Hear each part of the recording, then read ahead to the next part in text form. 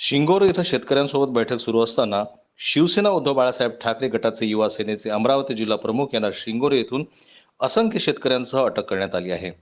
वरुड इथं मुख्यमंत्री येत असल्यानं मतदारसंघाचे आमदार देवेंद्र भोयार यांनी दबाव तंत्राचा वापर करून उमेश शहाणे व शेतकऱ्यांना अटक केली असल्याचा आरोप उमेश शहाणे यांनी केला आहे.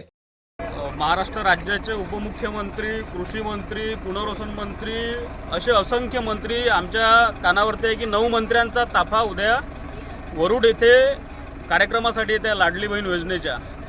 आणि आपल्या भागातले शेतकरी मागच्या 40 वर्षापासनं इथं अप्पर वर्धा धरणग्रस्त म्हणून न्याय मागत आहे.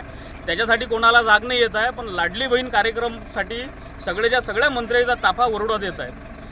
आपल्या भागात संत्र्याचा विषय आहे, कापसाचा विषय आहे, सोयाबीनचा विषय आहे, विषय आहेत, पण त्याच्यासाठी कोणी मंत्री आजपर्यंत आला नाही. पण अप्पर लाडली बहीण योजनेसाठी सगळेच मंत्री, कारण येणारी निवडणूक जवळ आहे आणि निवडणुकीत त्यांना हा मतदारसंघ जिंकायचा आहे, साम दाम दंडभेद वापरून जिंकायचा आहे.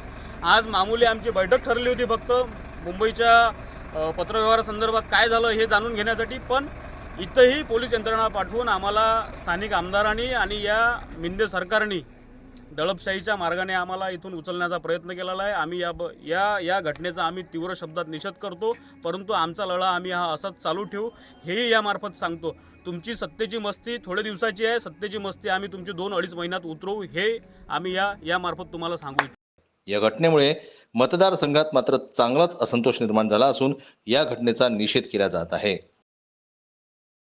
जनमत लाईव्ह न्यूज करता मोर्शीहून सोमेश्वर शहाणे यांची रिपोर्ट.